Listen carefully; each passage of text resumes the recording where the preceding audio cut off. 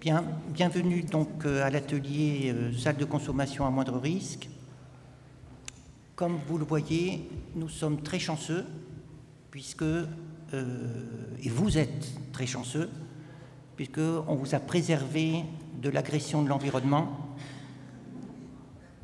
auxquelles sont exposées les personnes des autres salles qui sont obligées pendant les ateliers de supporter la vue d'un soleil magnifique, d'une plage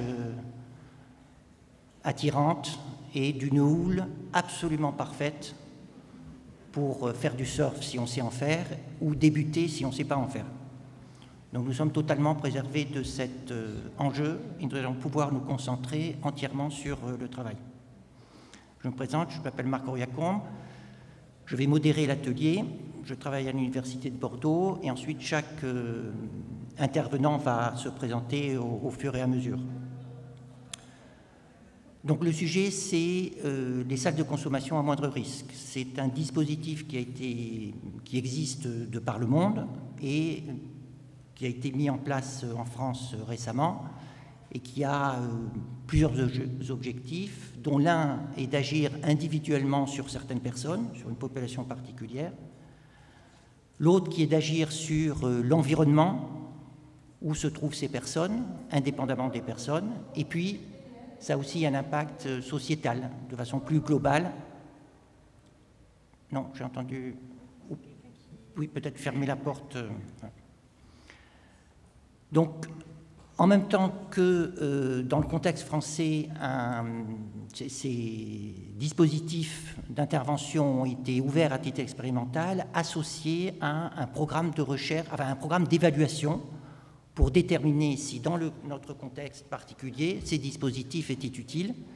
Et à la suite de ce programme d'évaluation, devait être décidé si l'expérimentation s'arrêtait ou si elle devait s'étendre. Donc, il y a eu... donc, nous avons été missionnés, il y a eu un programme pour lequel nous avons été missionnés et... qui a abouti à un résultat. Maintenant, on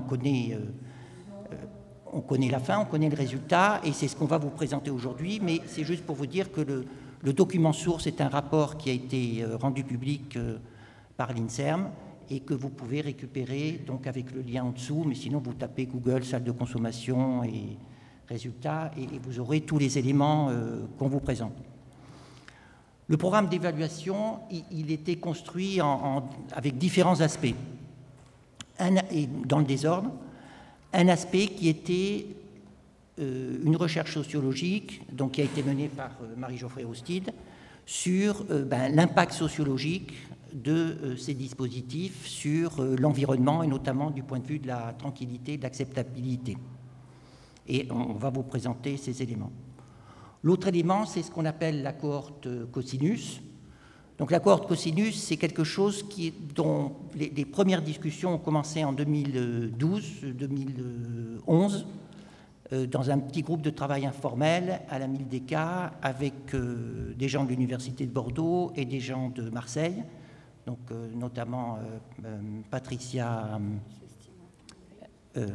Carrieri et à Bordeaux Cécile Denis, qui ont commencé à mettre en place des choses pour...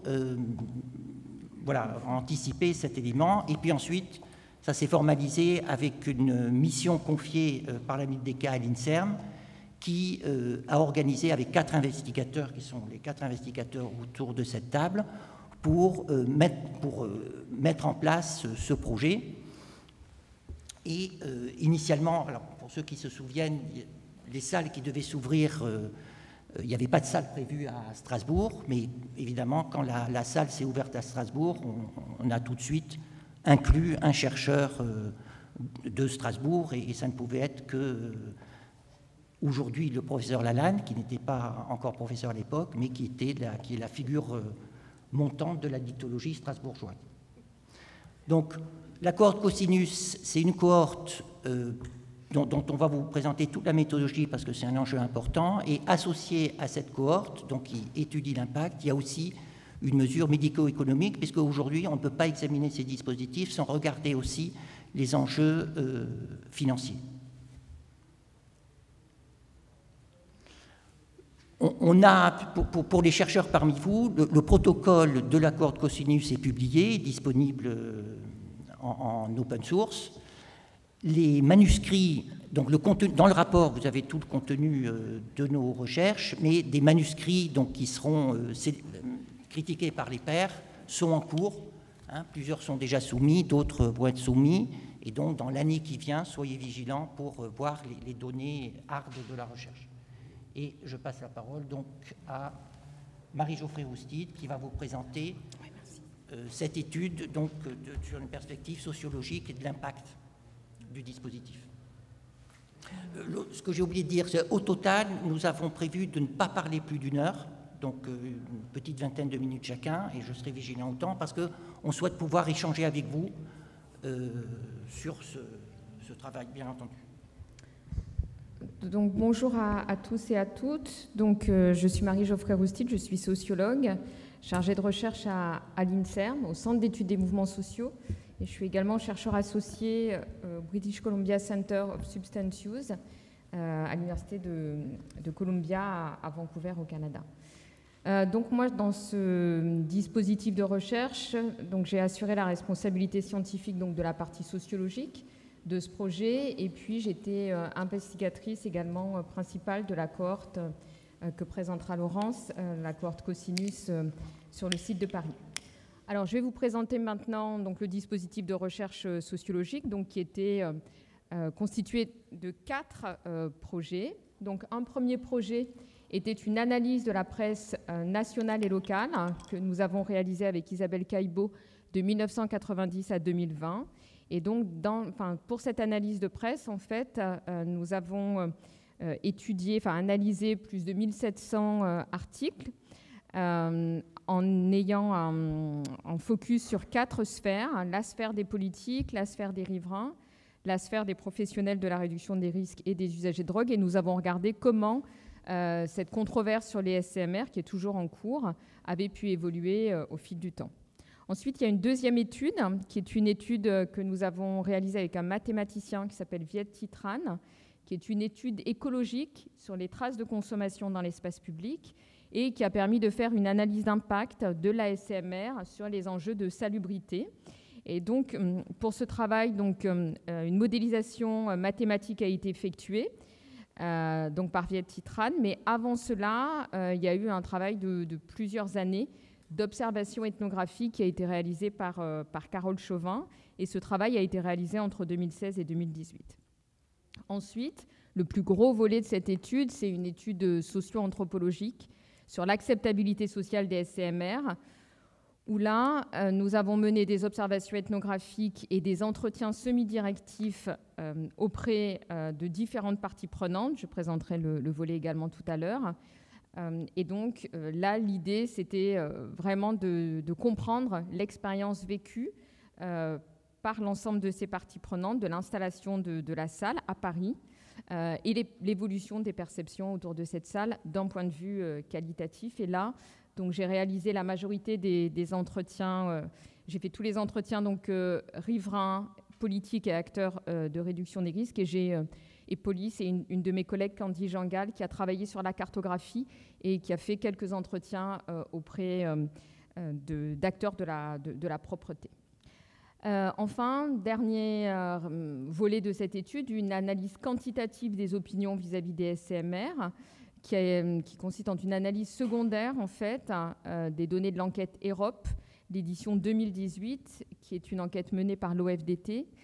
Donc, nous avons travaillé là avec Stanislas Pilka et Alex Brissot de l'OFDT. Et donc, les analyses statistiques ont été réalisées par Estelle Philippe. Alors, l'ensemble de ce projet s'intègre dans un cadre théorique de sociologie pragmatique où, en fait, nous nous sommes efforcés d'accorder une attention symétrique dans l'analyse des discours et des interactions entre acteurs, avec une étude des évolutions de positionnement et une analyse du regard local intriqué dans un regard plus macro. Alors, l'analyse de la presse, en fait, a été publiée dans International Journal of Drug Policy. Donc, l'article, si vous souhaitez l'article, n'hésitez pas à me contacter, je pourrais vous l'envoyer. Alors, 1735 articles pour cette analyse de la controverse, d'ailleurs qu'on poursuit actuellement, ont été analysés de 1990 à 2018. Et donc, en fait, ce qu'on voit à travers l'analyse de la presse, c'est qu'en France, le débat sur les salles de consommation à moindre risque est quasi inexistant dans la presse avant 2009. Sur l'ensemble de notre corpus de presse, on avait 1% des articles qui dataient d'avant 2009. En fait, c'est à partir de 2010, il y a un certain nombre d'événements, on explique dans l'article, donc des collectifs qui se mettent en place donc, pour faire un travail de plaidoyer très important autour des salles, l'expertise collective de l'INSERM qui recommande l'expérimentation des SCMR. Et ce qui est intéressant, c'est de voir qu'à partir de 2010, on observe un consensus quasi total chez les professionnels de santé et de réduction des risques qui se déclarent en faveur des SCMR dans le débat médiatique. Ce qui n'était pas du tout le cas d'autres analyses, enfin d'autres mesures de réduction des risques, telles que par exemple l'accès aux seringues ou au traitement de substitution, qui ont donné lieu à une controverse extrêmement importante dans le champ des professionnels de santé et de réduction des risques. Alors dans une autre sphère, qui est la sphère politique, là on a des arguments qui ont été mobilisés par les opposants politiques qui sont essentiellement qui se situe essentiellement à droite, qui concerne le déni de responsabilité individuelle, le coût financier trop élevé des SCMR et surtout la crainte du prosélytisme vis-à-vis de la jeunesse que pourrait entraîner l'implantation de ces salles et surtout ce qui domine vraiment dans ce discours politique plutôt situé à droite, c'est le refus de renoncer à l'idéal d'une société sans drogue. Et donc, les SCMR sont perçus comme une forme d'abandon. Et donc, on retrouve ce discours actuellement. Donc, dans le cadre d'un autre projet, on fait une analyse de la presse sur la question du crack. Et donc, en fait, on retrouve tout à fait ce type de discours aujourd'hui sur la question de la gestion donc, des usages de crack dans l'espace public. Alors, à l'inverse, on a des arguments politiques des défenseurs des SCMR qui vont mobiliser le devoir de l'État de protéger les plus vulnérables, des valeurs de tolérance et qui intègrent, là je cite, les SCMR dans un processus de civilisation. Et donc là, c'est plutôt des discours qui sont portés soit donc, à gauche de l'échiquier politique, soit par les élus écologistes. Alors un élément très important concernant l'analyse du débat médiatique, c'est l'importance de l'engagement des élus locaux dans le débat médiatique qui sont encore plus présents que les élus nationaux. Et donc, ces élus locaux ont joué un rôle extrêmement important dans les décisions d'implantation des SCMR. Alors ensuite, pour cette analyse de la presse, on s'est intéressé également à la sphère riverain et usager. Et donc, le premier élément à retenir, c'est que le discours des riverains est très souvent caricaturé dans les médias. Il est réduit à la contestation et au phénomène NIMBY, c'est-à-dire pas dans mon jardin, pas en bas de chez moi. Et en fait, dans les médias, il y a une mobilisation autour des SCMR quasi exclusive du registre de sécurité et d'ordre public. On a également une volonté de dramatisation des médias autour de cette question des SCMR, avec des interviews de riverains. Allons-nous attendre que quelqu'un meure dans le quartier pour faire réagir l'État? Et une mise en scène également de la violence dans certains médias locaux en particulier, qui mettent l'accent sur des échanges violents entre riverains et usagers qui peuvent parfois être mis en scène dans la presse. Alors le traitement médiatique de la SCMR est en total décalage avec les entretiens que nous avons réalisés dans le volet socio-anthropologique. Dans le cadre de ce volet socio-anthropologique, il y a une persistance donc, de tensions et de craintes, mais des positionnements qui sont beaucoup plus variés, avec des riverains et des collectifs qui se positionnent en faveur de la SCMR et qui d'ailleurs sont de plus en plus présents actuellement dans le débat médiatique depuis la sortie du rapport en particulier. Alors, ce qui est intéressant également, c'est de voir que dans la presse, la parole des usagers de drogue est très peu représentée, 5 fois moins que celle des riverains et surtout 20 fois moins que celle des acteurs politiques, alors que ce sont les personnes les premières concernées par l'implantation de ces salles. Et quand la parole est donnée aux usagers, en fait, c'est essentiellement des reportages qui sont menés à l'étranger. Et là, le discours est très positif sur les salles qui sont perçues comme un refuge protecteur. Et donc, les usagers, dans le cadre de la presse, font également part du sentiment de discrimination qu'ils peuvent ressentir quand ils sont contraints à injecter dans l'espace public sous le regard des riverains. Alors, je vais passer maintenant à l'étude écologique sur les traces de consommation dans l'espace public. Donc, je vais passer vite sur cette partie-là. Donc, sur la partie méthode. Donc là, entre 2016 et 2018, il y a 570 photos de traces de consommation qui ont été collectées dans le périmètre de la SCMR. Donc, un enquêteur, enfin une enquêtrice en l'occurrence, qui était Carole Chauvin, a assuré cette collecte.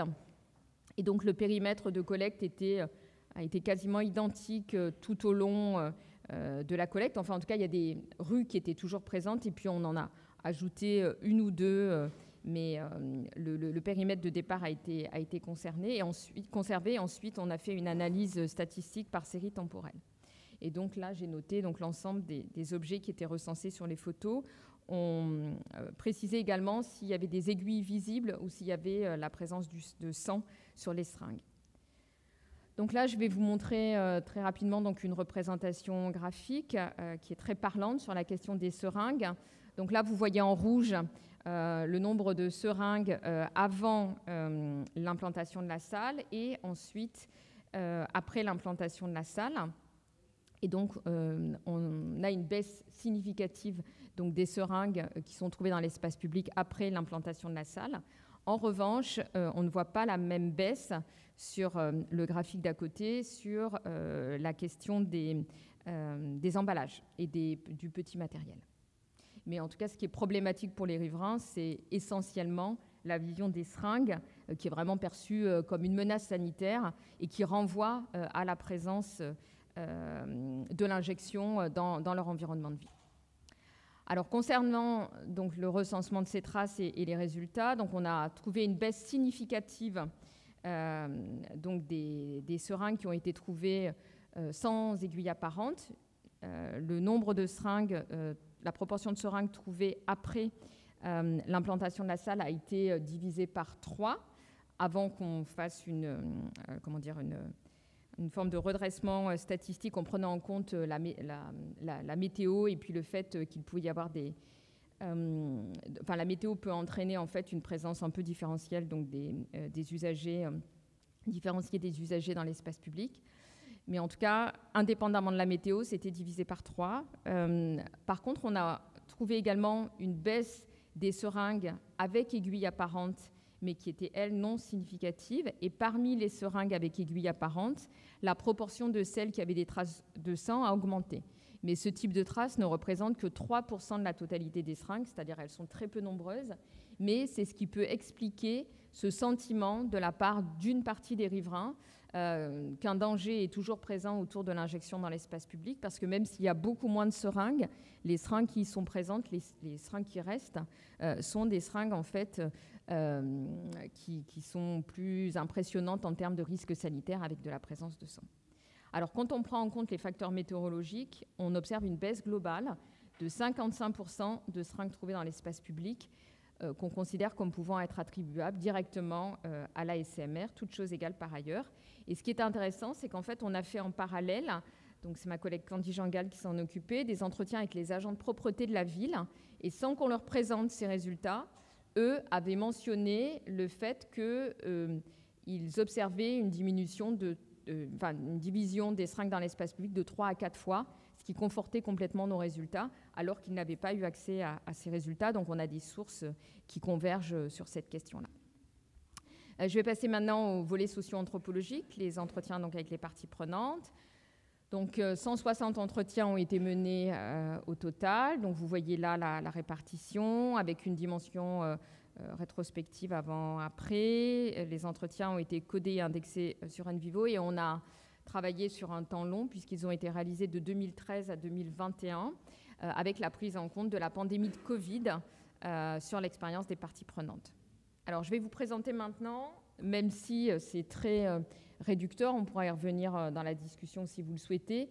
Puis, dans des articles, on développe un peu cette question-là, c'est-à-dire que les arguments en faveur et en défaveur tendent à réduire un peu le débat, mais là, comme on n'avait pas beaucoup de temps, donc je vous présente en fait les arguments des riverains en défaveur de la salle. Donc, les riverains qui continuent à être défavorables à la salle se plaignent de la stagnation des usagers de drogue devant la SCMR, ce qui entraîne du bruit et parfois des bagarres.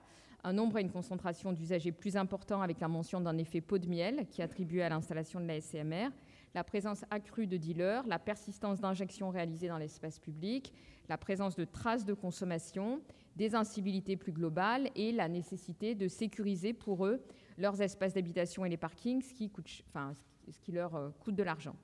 Alors, ce qui est intéressant, c'est de voir que ces entretiens avec les riverains, en fait, qui sont opposés à la salle, révèlent des enjeux sociaux et politiques qui vont bien au-delà de la salle.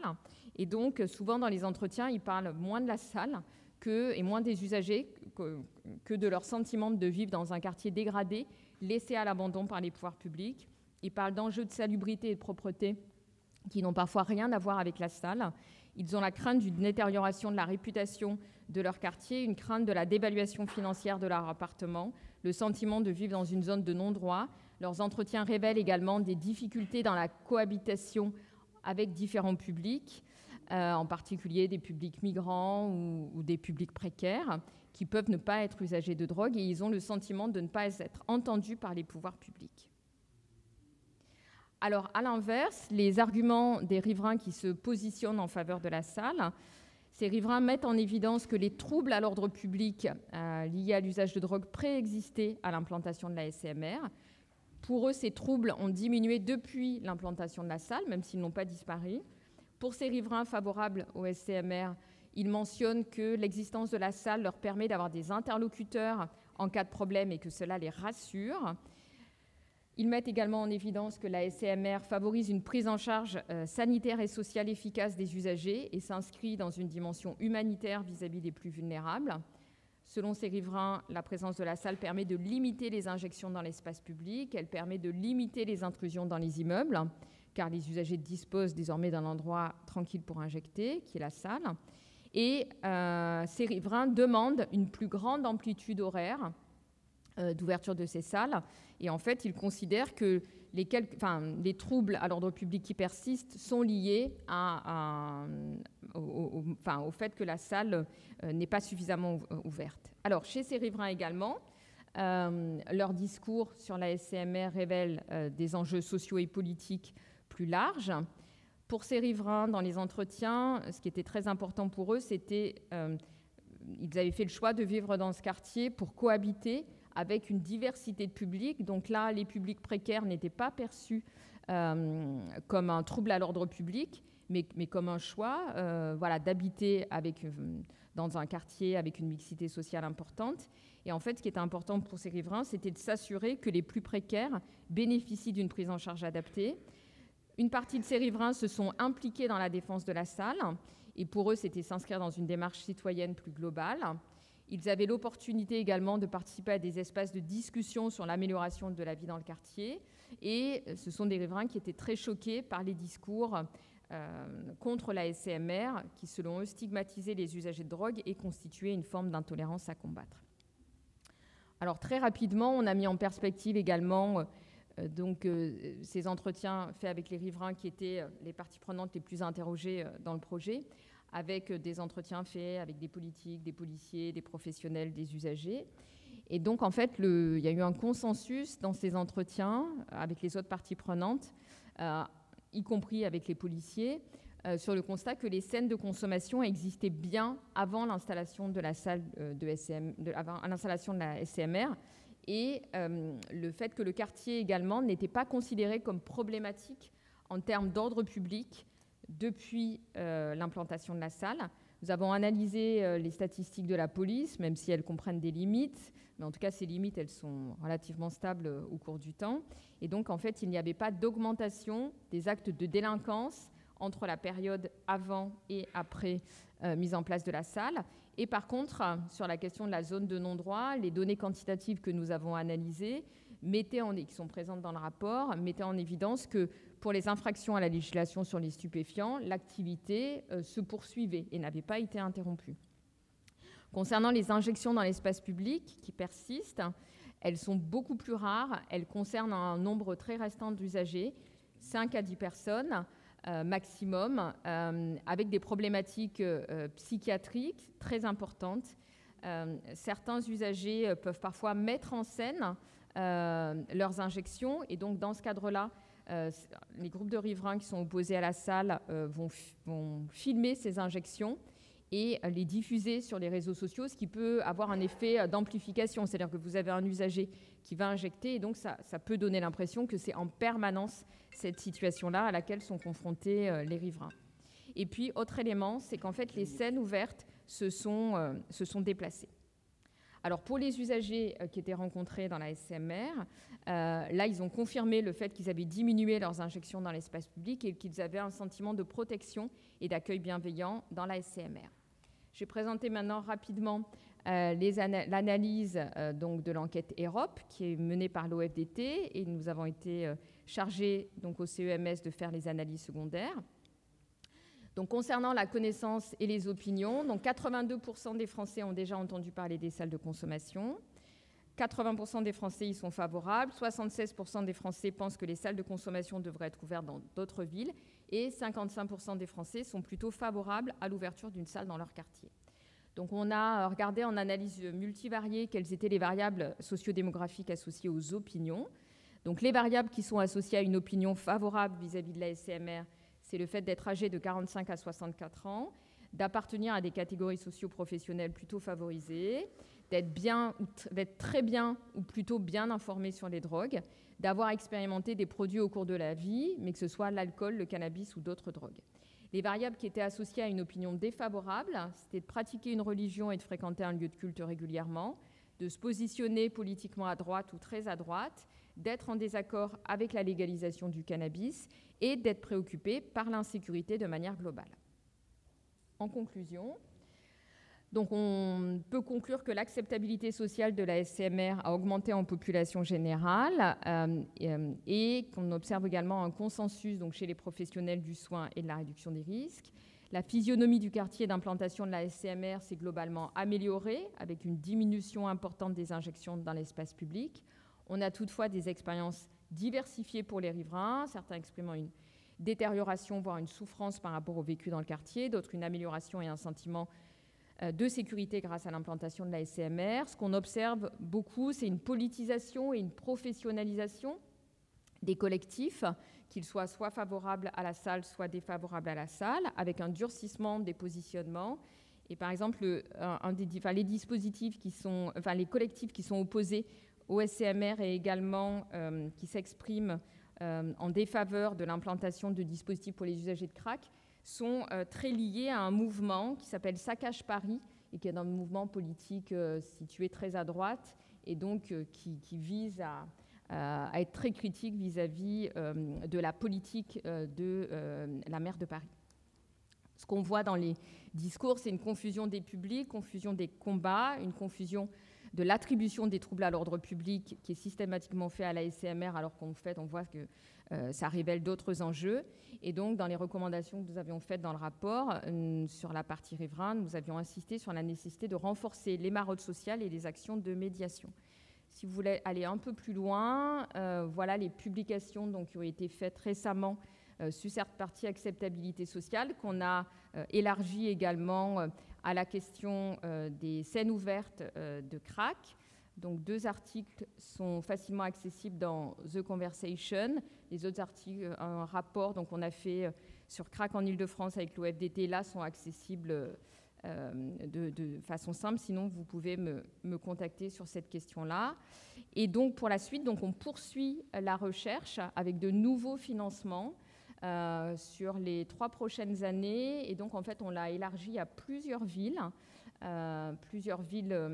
en province pour lesquelles on met en place le même type de protocole avec une dimension également de recherche communautaire qu'on est en train de mettre en place avec l'association Gaïa et la constitution d'un groupe d'usagers qui va être partie prenante dans la poursuite de la recherche, tant sur la question de l'injection que sur la question du crack. Très bien, merci beaucoup Marie pour cette présentation très raccourcie d'énormément de travail. Merci pour cette présentation très raccourcie sur un énorme travail comme chacun a pu le comprendre. Et je passe la main donc à Laurence Lalanne. On n'arrive pas à sortir la présentation, ça va? Fermez. Oui, mais ça ne marche pas. Mais déjà Il y a le monsieur qui vient au secours. Déjà avant. Mais là, j'arrive même pas à trouver la souris. Ouais, mais là, c'est bon. Je l'ai. Voilà. Et donc maintenant, donc là, c'était une recherche sociologique. Maintenant, on va passer à une recherche épidémiologique et la cohorte cosinus proprement dite. Bonjour à tous. Donc, j'ai le plaisir et l'honneur de vous présenter le travail de la cohorte cosinus, qui est un travail que nous avons réalisé à 4. Et donc, je présenterai ce travail, mais nous aurons l'occasion tous ensemble de répondre à vos questions. C'est un travail qui est soutenu financièrement par la MILDECA et puis qui est sous la responsabilité, qui a été mené sous la responsabilité de l'INSERM. Cosinus pour cohorte, pour l'évaluation des facteurs structurels et individuels de l'usage de drogue. Donc Marc Royap-Combe, Marie-Geoffrey Roustide, moi-même et Perrine Roux avons mené cette étude. Les objectifs de la cohorte, c'est donc d'étudier, d'évaluer le dispositif salle de consommation à moindre risque. Maintenant, vous savez ce que c'est. C'est un lieu dédié à l'injection dans un environnement sécurisé où on peut trouver du matériel stérile, des conseils et des informations par rapport à l'injection, des services adaptés. On peut voir un médecin sur place, on peut avoir recours à une assistante sociale. Et donc, l'hypothèse qu'on voulait tester, c'est est-ce que ces dispositifs qui ont été implantés à Paris et à Strasbourg ont une efficacité sur un certain nombre de critères. J'ai l'impression que... Et ces critères étaient les pratiques à risque pour le virus du sida et pour le virus de l'hépatite C, les overdoses, les abcès, l'accès aux soins, l'injection dans l'espace public et les délits. Du point de vue de la méthode, on a donc recruté 565 usagers de drogue par voie intraveineuse et on les a suivis pendant 12 mois.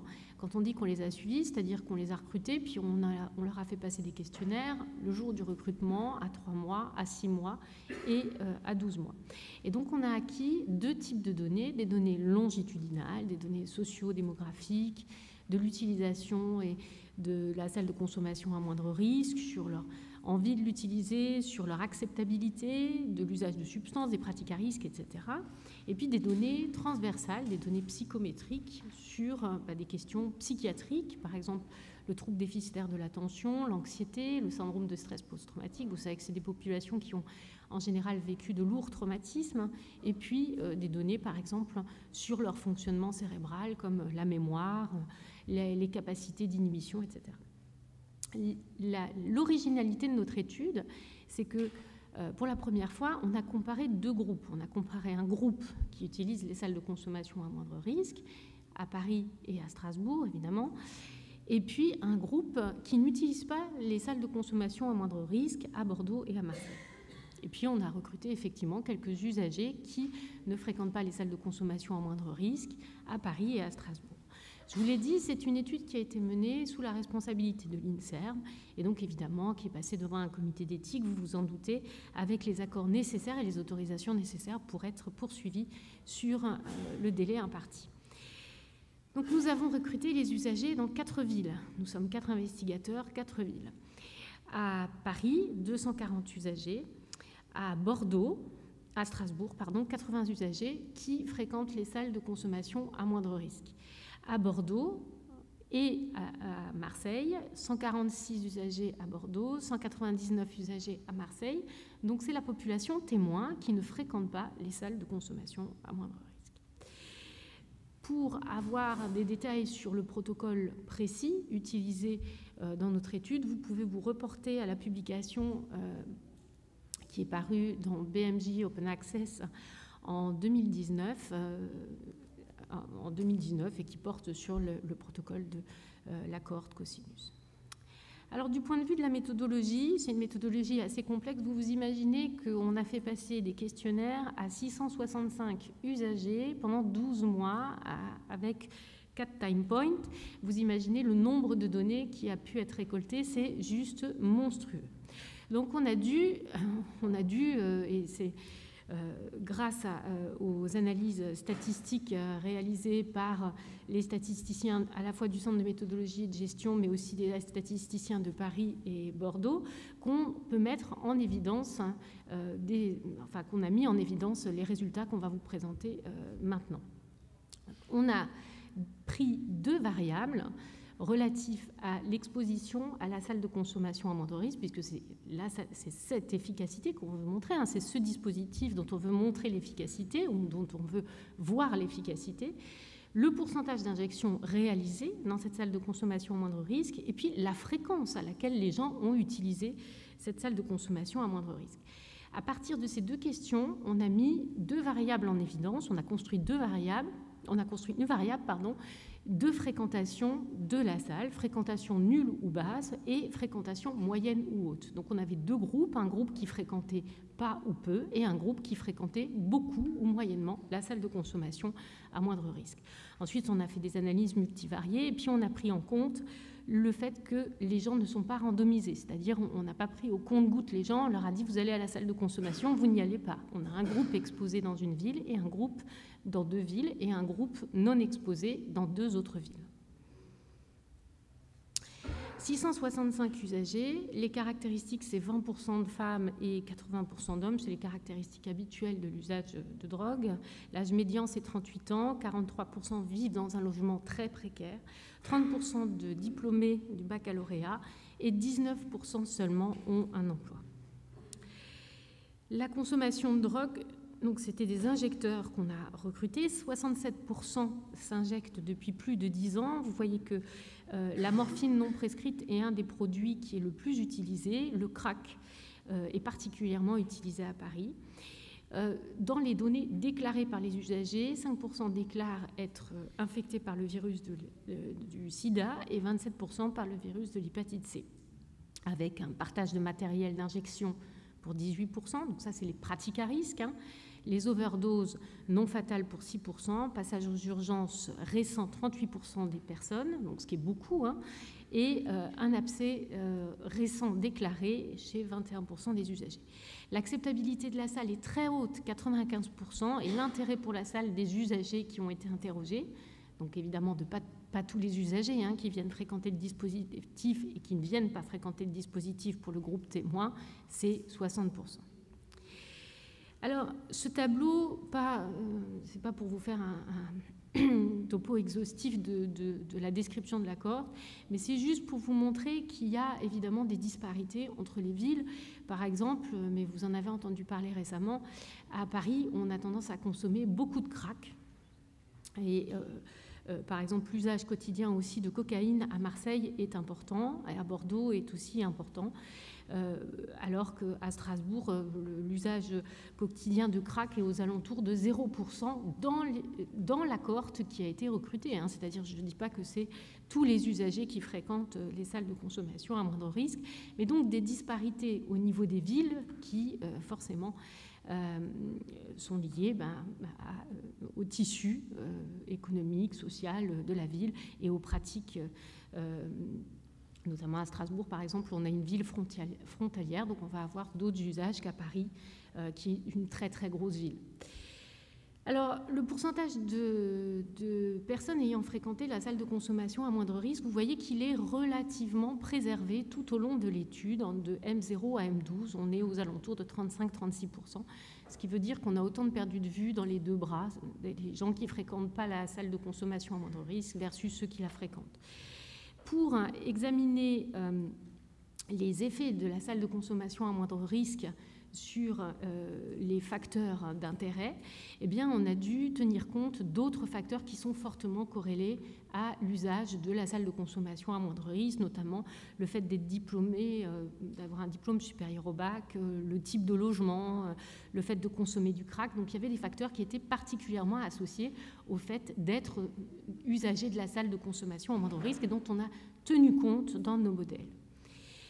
On a aussi tenu compte, grâce à un modèle de Ekman, du fait qu'on ne randomisait pas les usagers. Forcément, les usagers qui n'étaient pas dans les villes où il y avait une salle de consommation à moindre risque, on ne pouvait pas randomiser leur passage à la salle de consommation versus dans un CARUD. Ce n'était pas possible, donc on a tenu compte aussi de ce biais. Alors, quels sont les critères sur lesquels la salle de consommation a un impact positif et en lien avec les facteurs associés? Donc, on a montré un impact positif sur les pratiques à risque. Vous savez, c'était les critères d'intérêt majeurs qu'on a présentés au départ, avec une diminution de 10 points de pourcentage, donc des pratiques à risque chez les usagers qui fréquentent les salles de consommation à moindre risque versus ceux qui ne fréquentent pas les salles de consommation à moindre risque. Une diminution des abcès, une diminution des overdoses non fatales, une diminution du passage aux urgences, des délits et de l'injection dans l'espace public. Donc un effet qui est globalement positif. Et cet effet sur les critères d'intérêt que nous avions décidé d'analyser dès le départ, évidemment en lien avec les facteurs associés et corrélés effectivement avec ces facteurs.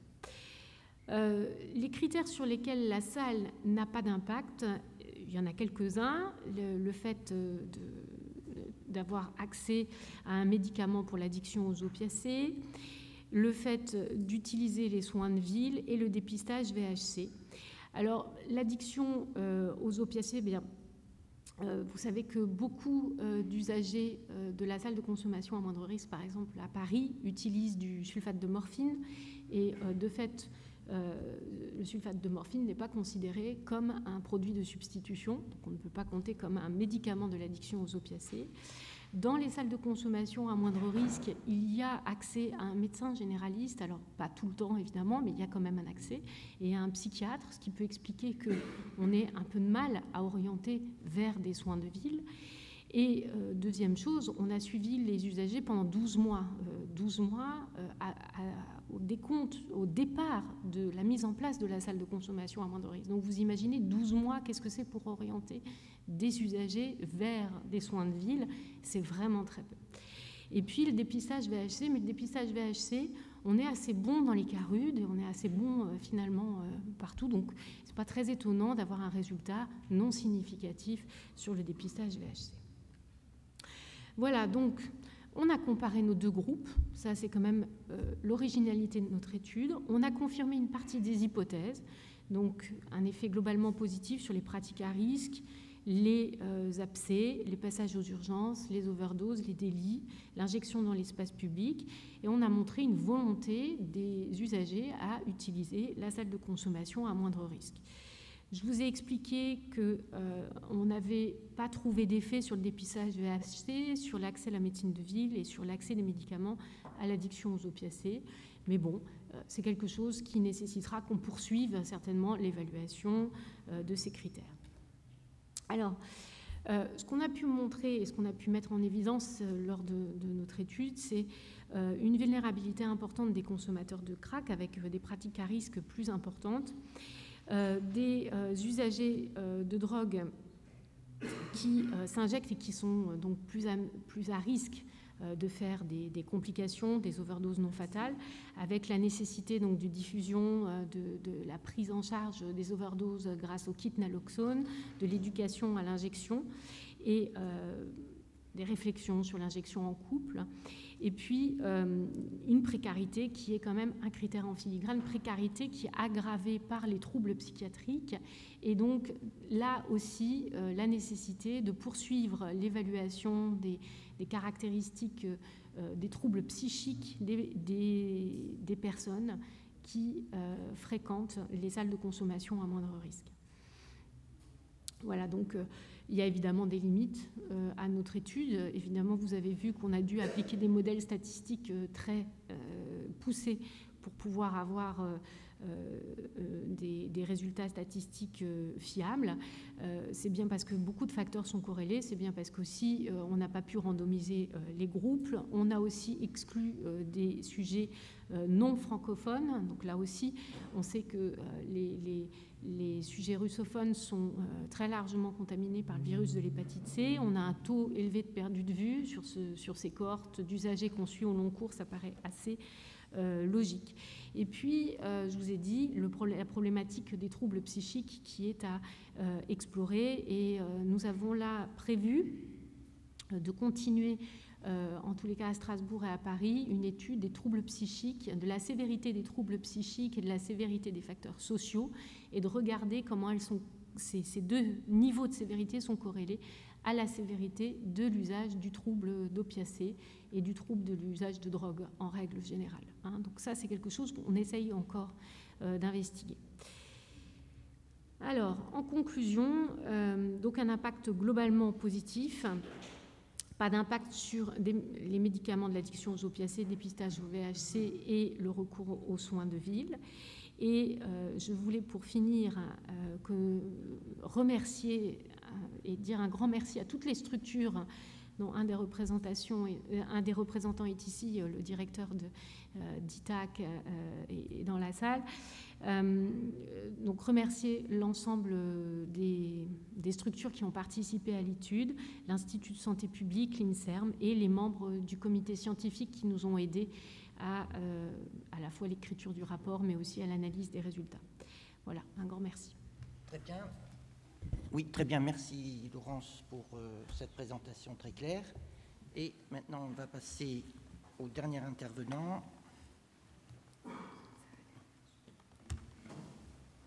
Hop. Merci, Marc. Qui va reprendre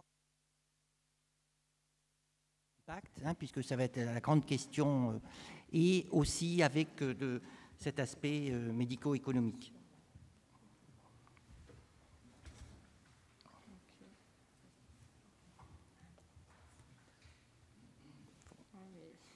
Non, parce que... Oui, ça marche pas bien. Non, c'est parce qu'elle est sur l'écran.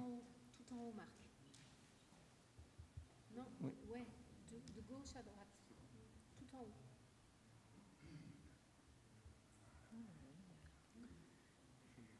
Non, c'est pas la présentation.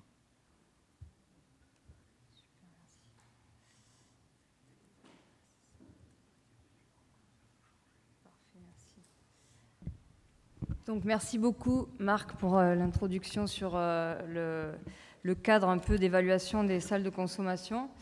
Merci à tous d'être là. Donc, moi, j'étais censée vous présenter les résultats, les données d'impact de Cosinus et les données d'impact aussi économiques, puisque lorsqu'on a mis en place Cosinus, donc on a mis en place cette cohorte, avec donc comme centre de méthodologie et de gestion, comme le disait Laurence. Mais je précise que c'est le laboratoire du CESTIM dont je fais partie, à Marseille, qui a coordonné cette étude Cosinus. Nous avons eu une demande assez insistante de la part de la MILDECA pour réaliser une étude coût-efficacité, une étude médico-économique. Donc moi, j'avoue que coordonnant Cosinus, je n'étais pas tellement partante pour partir sur une étude économique, me disant que des données épidémiaux et des données de santé devraient suffire à apporter des éléments scientifiques pour nourrir le plaidoyer pour les salles de consommation. Et puis, finalement, je suis quand même entourée d'économistes dans mon laboratoire qui sont assez compétents en domaine de coût-efficacité. On avait les données nécessaires dans la cohorte Cosinus, dans le questionnaire. On avait mis suffisamment d'éléments qui pouvaient être traduits en données économiques. Donc, je me suis dit, pourquoi pas. OK, donc voilà, mon laboratoire a été associé à ce coût-efficacité avec Sylvie Boyer et Anthony Cousien, donc, qui est postdoc, qui a été postdoc avec nous sur cette étude coût-efficacité. Ils n'ont pas pu venir présenter le coût-efficacité, mais donc je vais essayer de vous présenter cette étude médico-économique qui a utilisé les données de Cosinus. Donc, de l'impact épidémiologique à l'impact économique, donc c'est ce qui a été présenté précédemment.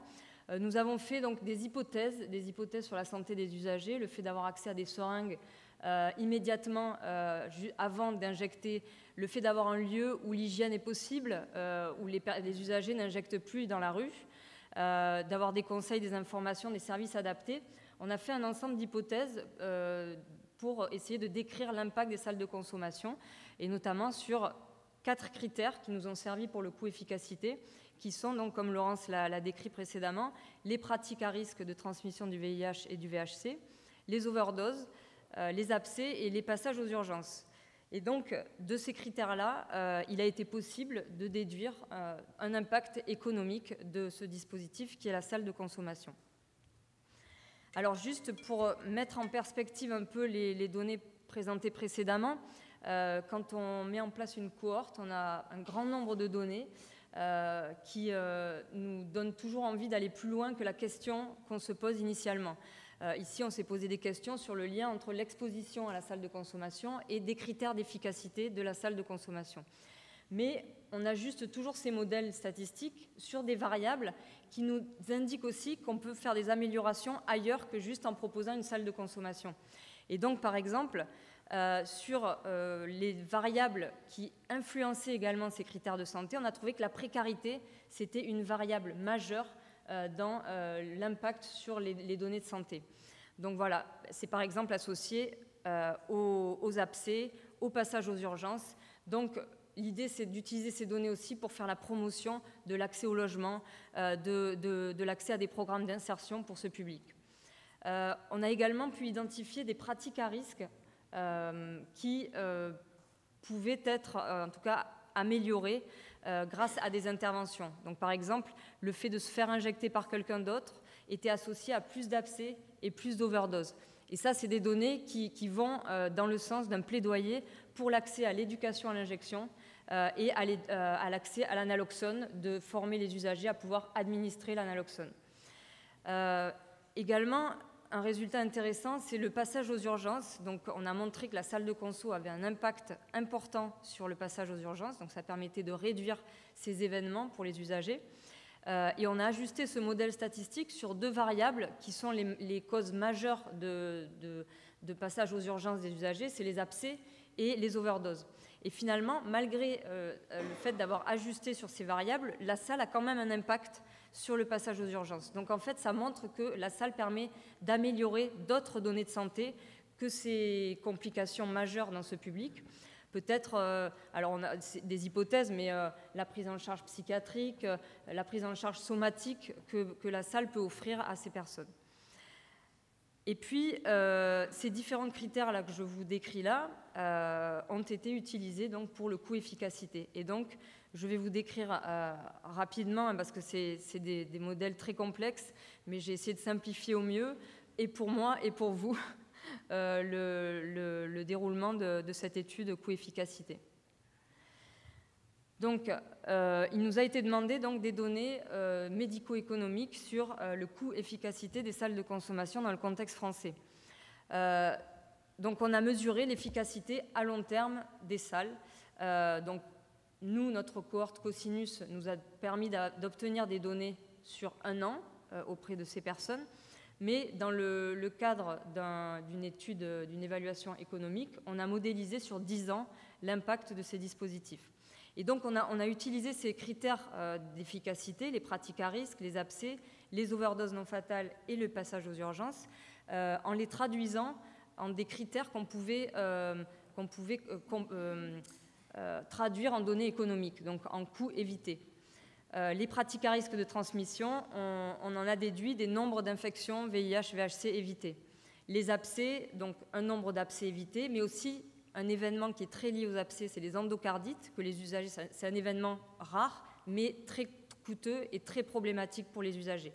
Finalement, je vois pas si rare que ça arrive fréquemment et c'est une donnée qui est finalement, même en épidémio, peu étudiée.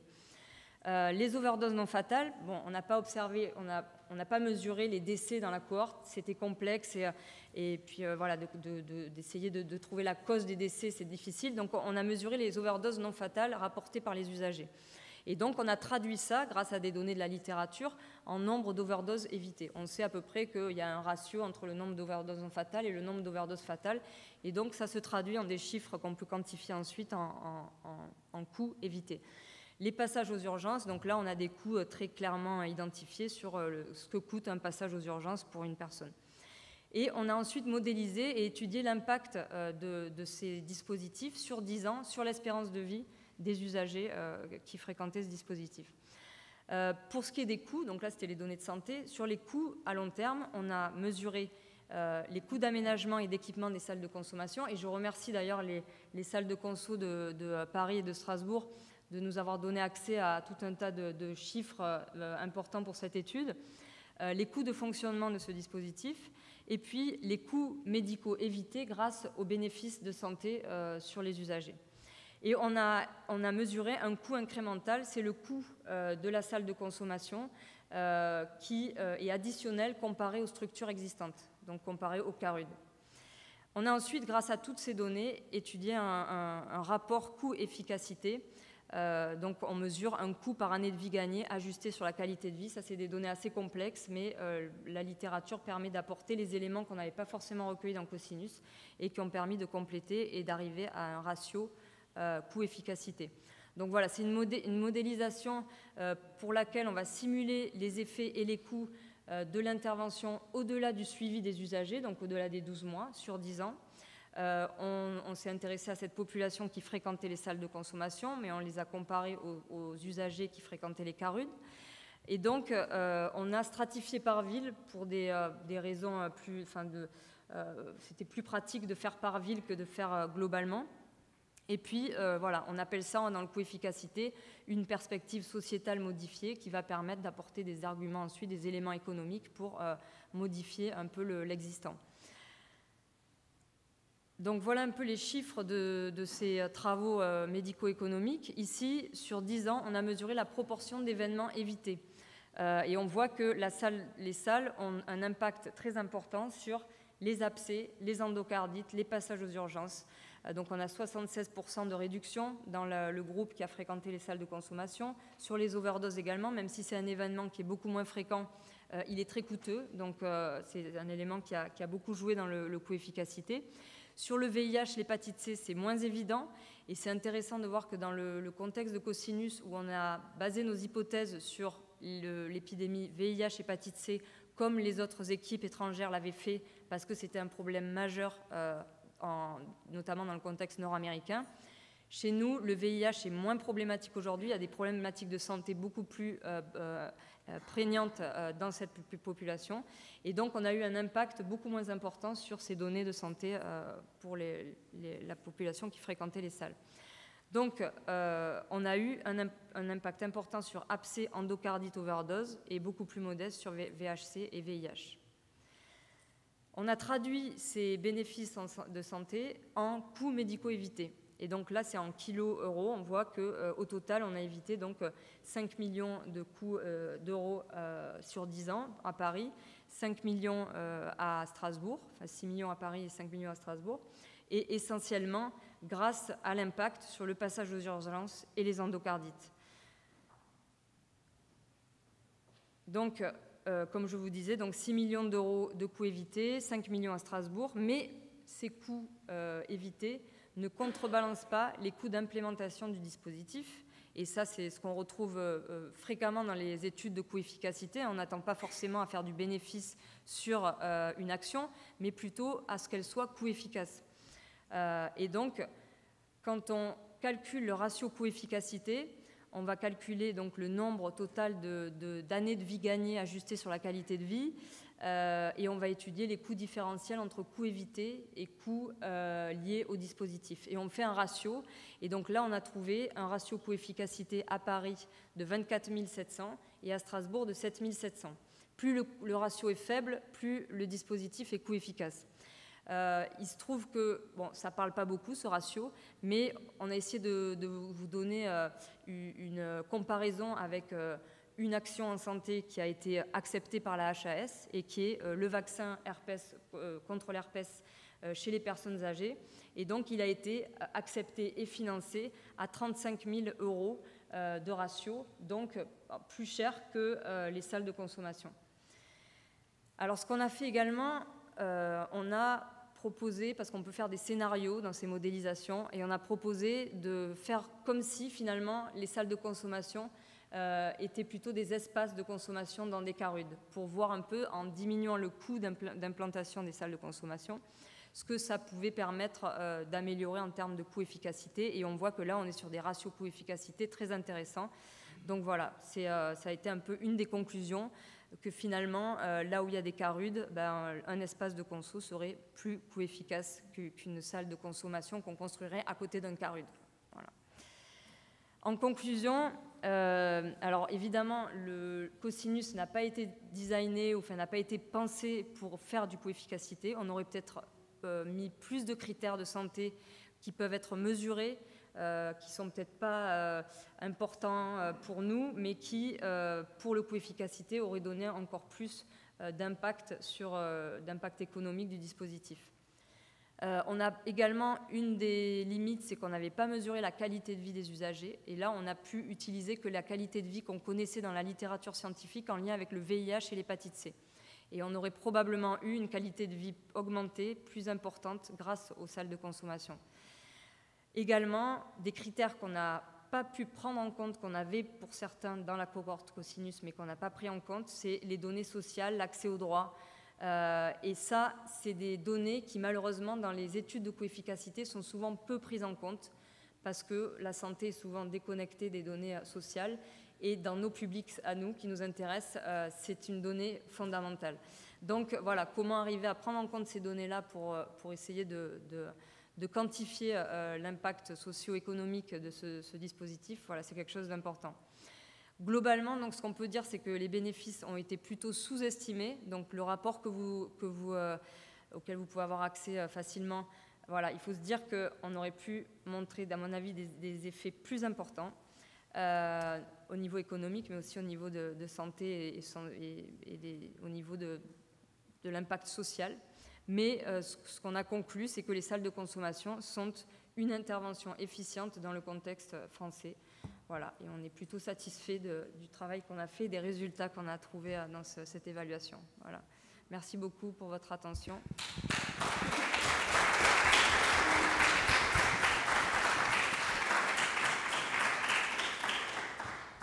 Très bien, merci à chaque présentateur. Et nous avons du coup maintenant du temps pour échanger avec vous. Et voilà, qui veut... Et je vois qu'il y a des mains qui se lèvent et il y a un micro baladeur. Merci beaucoup pour vos présentations. Je voulais vous demander comment ça se passe en pratique. Est-ce que les usagers arrivent avec leurs produits? Est-ce que le produit est délivré sur place? Quel est le lien qui existe avec la prescription des TSO? Est-ce que c'est possible sur place pour des patients demandeurs? Est-ce qu'ils sont adressés ailleurs? Voilà, comment ça se passe Laurence? Alors, la personne qui est devant vous, assise devant vous, est le directeur d'ITAC et d'Argos, qui est la salle de consommation à moindre risque à Strasbourg. Et donc, pour la première partie de votre question, je vais lui donner la parole. Merci Laurence. Les personnes arrivent avec leurs produits. Évidemment, il n'y a pas de produits délivrés in situ, ni de prescription de TSO. Hein. Donc, elles arrivent avec leurs produits. Ça peut être effectivement des produits illicites, comme des produits prescrits en médecine de ville, mais en tout cas, c'est elles qui l'amènent. Il n'y a aucune délivrance faite par la salle. Et les collaborations avec les CARUD, voilà, pour ça part. Alors, la collaboration avec le CARUD, le monsieur qui est devant vous va vous répondre, puisque c'est lui qui a le CARUD à Strasbourg. Alors, la collaboration avec les CARUD, alors de toute façon, pour aujourd'hui encore, pour ouvrir une salle de consommation, il faut être CARUD. Donc c'est forcément adossé à un CARUD. Alors pas sur le même lieu géographique, hein, le cahier des charges ne le permet pas aujourd'hui, mais le lien qui se fait, évidemment, quand on est CARUD, on peut s'attendre à ce qu'il y ait une partie de ces usagers qui fréquentent la salle, mais à Paris comme à Strasbourg, on s'est rendu compte que plus de la moitié des personnes qui sont arrivées quand on a ouvert les salles de consommation étaient des publics, des personnes qu'on ne connaissait pas, qui ne fréquentaient aucun lieu. Donc ça veut dire qu'un des objectifs, justement d'entrer en contact avec des personnes très très éloignées du dispositif et atteintes. Après, l'intérêt, enfin, bon, on travaille, Gauthier et moi, on travaille beaucoup ensemble. On a un projet de recherche là, ensemble aussi.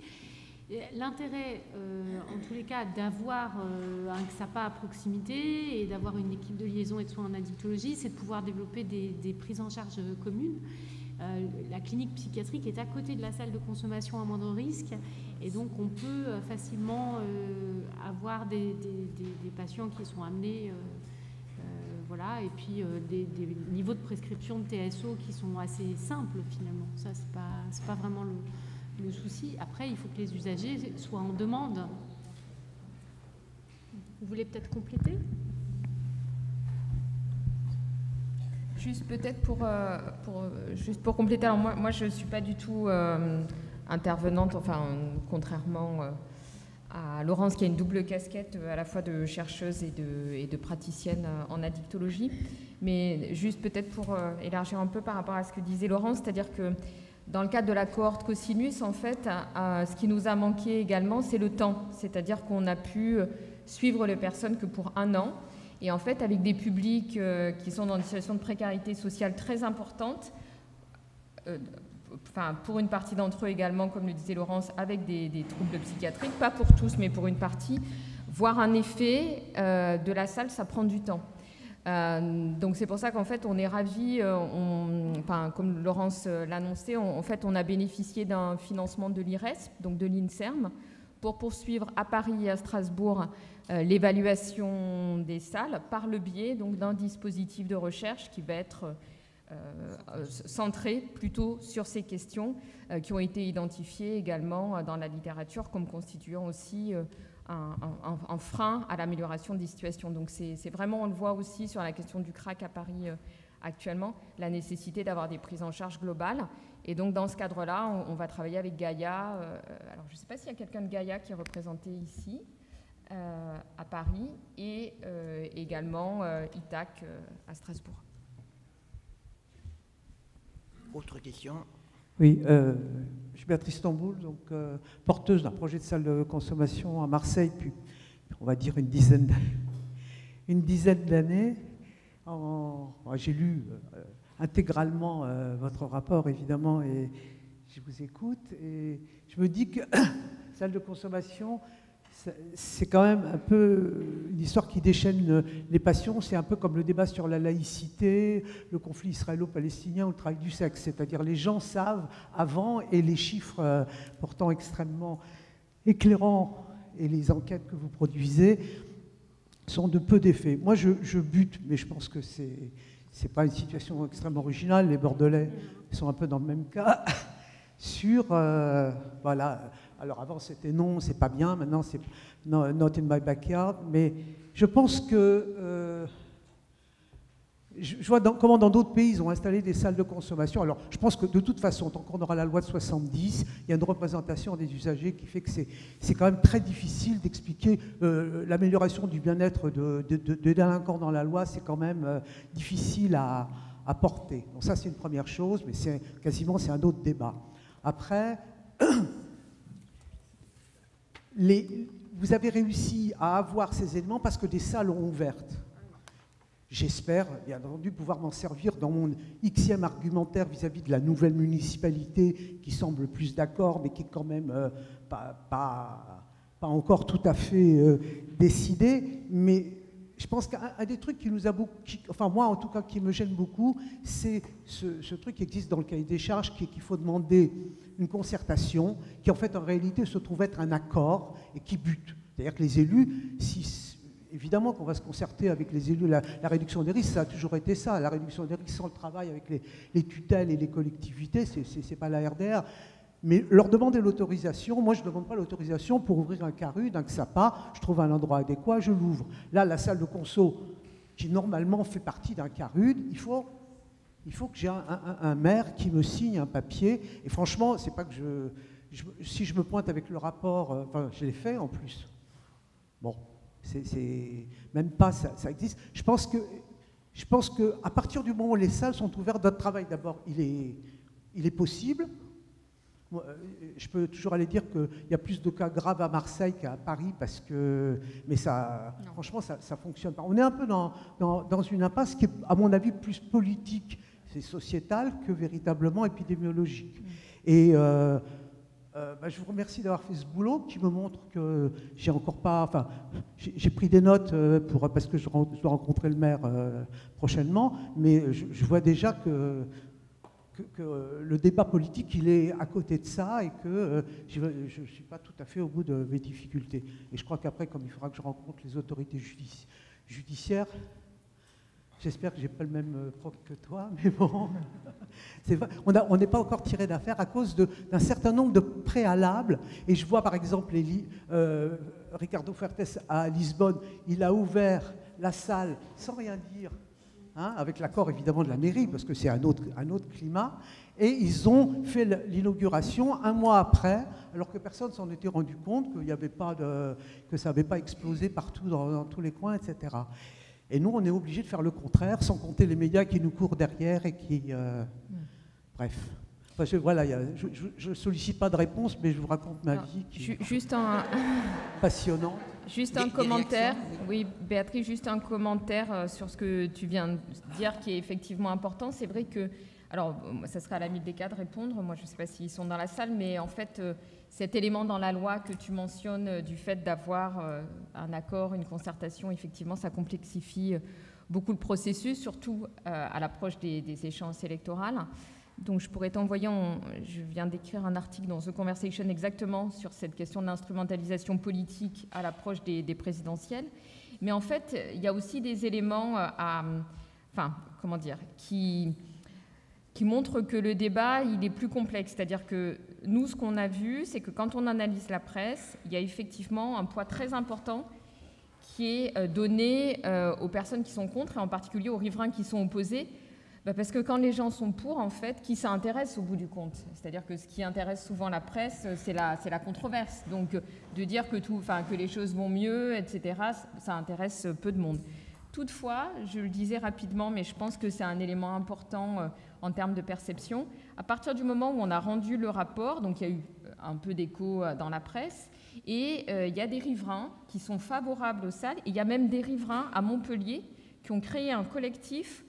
Donc là, moi j'ai élargi l'étude en ce moment sur Montpellier parce qu'il y a des riverains qui ont créé un collectif parce qu'ils souhaitent eux-mêmes implanter la salle. Et donc en fait, ils sont vraiment partie prenante dans la construction du projet de la salle. Au Danemark, je parle de l'exemple danois là dans cet article, je ne sais pas si tu connais, mais en fait la première salle qui a été...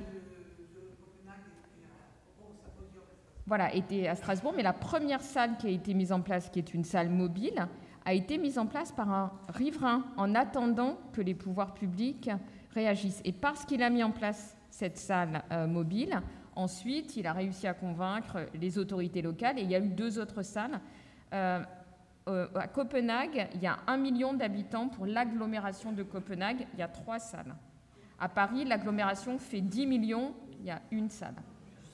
Voilà. Mais en tout cas, ça veut dire qu'il y a quand même également des choses qui viennent de la part du terrain. Tu voulais Moi, je voulais juste faire une petite pub pour une étude qu'on a conduite à Marseille avec à Sud le Tipeee, où on a documenté l'injection dans l'espace public dans une ville sans salle de consommation. Et donc, vous avez une petite expo photo juste en bas, là où il y a les posters, où un travail sociologique sur la documentation de cette pratique dans un espace où les usagers ont pris en photo ce que représentait pour eux l'injection dans l'espace public. Et ça a fait l'objet ensuite d'une analyse. Et ça permet de comprendre un peu ce qui se passe chez nous. Très bien. Ensuite, il y avait, pour suivre l'ordre... Il y a d'abord par ici. Non, il y avait d'abord okay. là. Non. Vous changez... D'accord, ok, je n'avais pas vu. Tant que le micro est là. Il y a combien de micros qui circulent? C'est comme vous voulez. Il n'y a qu'un micro qui circule. D'accord. Okay. Et il fait donc après, ce sera là-bas. Je travaille pour le réseau Hépatite C à Bruxelles. Donc on est une équipe mobile qui organise du test and treat dans les XAPA et les CARUD un petit peu... ça ne s'appelle pas comme ça en Belgique, mais voilà, c'est un peu la même chose. Je vous explique ça parce qu'on va avoir notre première salle de consommation qui va s'ouvrir à Bruxelles fin de l'année. Il y en a déjà une à Liège qui existe depuis 2-3 ans. Alors, j'ai été interpellé par rapport au fait que ça n'a pas d'impact sur le dépistage VHC-VIH. Et je voulais savoir, donc vous avez vite expliqué que c'était sans doute dû au fait que les Carudes et l'Exapa font bien leur job de dépistage. Donc c'est une bonne nouvelle pour vous. Nous, on constate, et en tout cas sur le temps de midi, ici en plénière, on voyait qu'à Perpignan, etc., ils vont quand même faire du dépistage, de ce que j'ai compris, dans l'Exapa et les Carudes, avec FibroScan, avec ses fêtes mobiles, etc. Et donc, je voulais savoir, est-ce que dans les salles de consommation chez vous en France, vous avez prévu ce genre de setup-là? Qu'en est-il du dépistage VHC et VIH? Est-ce que vous avez une pratique dans les salles de consommation pour dire que ça n'a pas d'impact et que les personnes sont de toute façon bien dépistées ailleurs? Voilà. Est-ce que les usagers consomment exclusivement dans les salles de consommation, n'ont pas de pratique en dehors et donc ont peu de risques de réinfection? Voilà, j'espère que j'ai été clair dans mes questions. Il y en a quelques-unes, mais merci. Juste un élément de réponse et de formulation. C'est pas que ça n'a pas d'impact, c'est que ça a un impact équivalent. Dans le groupe en fait qui fréquente les Carudes, il y a le même niveau d'accès au dépistage. Okay. C'est pas qu'il n'y a pas d'impact. Donc c'est plutôt positif parce qu'on a quand même un niveau de dépistage dans les Carudes assez important aujourd'hui depuis l'accès aux nouveaux traitements, aux antiviraux à action directe. Donc voilà, c'est pas négatif, quoi, mais c'est juste qu'on n'a pas observé d'augmentation de dépistage dans les salles de conso. Ok, voilà. Merci. Et puis Gauthier va vous répondre par rapport effectivement au dispositif, parce que le dispositif FibroScan, je ne sais pas si vous allez l'avoir à la salle. Alors, on a assez fait des FibroScan, tout comme Gaïa aussi à Paris, donc les deux salles l'ont, donc c'est vrai qu'effectivement, en comparaison avec d'autres Carudes ou les Carudes qui en ont, c'est effectivement pareil. Ceci dit, il y a comme une baisse de la prévalence en termes d'hépatite C dans la population. Oui, c'est vrai. Il reste une population dans laquelle il y a une grande prévalence de l'hépatite C et qui est très peu dépistée, c'est la population psychiatrique. Et du coup, par exemple, nous, au CHU, en population psychiatrique, on a décidé de s'attaquer au dépistage du VHC de façon systématique à l'entrée des patients en milieu hospitalier. Donc là, il y a quand même un enjeu. Et chez les craqueurs à Paris, je suis prête à parier qu'en population, dans ces populations très marginalisées, il y a des patients VHC. Donc il reste des endroits où on doit le faire et on doit essayer d'amener ces patients aux soins. La dernière population, enfin il y en a peut-être d'autres, mais c'est également la population des russophones. On avait mené avec Gaïa, Ego, Aurore et différents dispositifs à Paris une enquête chez les usagers de drogue qui parlaient russe, en particulier le géorgien. Et là, la prévalence biologique, à partir de données biologiques de l'hépatite C, était de 90%, dont certains n'avaient pas accès au traitement. Donc là, on va réestimer la séroprévalence à partir de l'enquête Coquelicot à partir de janvier 2022. Donc vous allez nous revoir là pour une autre enquête. Et là, dans 27 villes. On passe de 5 villes à 27 villes. Donc on aura des données au niveau national. OK. Question ? Bonjour, Miguel Velasquez, secrétaire général d'Assud. Je crois que le problème en fait numéro 1 des salles de consommation, c'est plutôt un commentaire, c'est que la politique de réduction des risques dans son ensemble n'a jamais été bien expliquée aux Français, et que ce soit à n'importe quel niveau.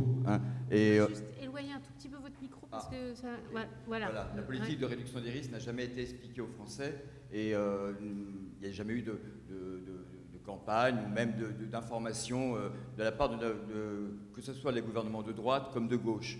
Donc du coup, une ignorance complète de ces dispositifs. Alors évidemment, encore plus pour les salles de consommation. On parle de salles de shoot pour les consommateurs de crack. Bon, voilà, alors que 90% le font, ou 80% le font au moins en fumant. Donc on voit qu'il y a une ignorance. Et l'autre jour, on était à Pantin, donc devant le mur de la honte, là qu'ils ont construit. Et il y avait une manifestation de riverains avec des élus de Pantin.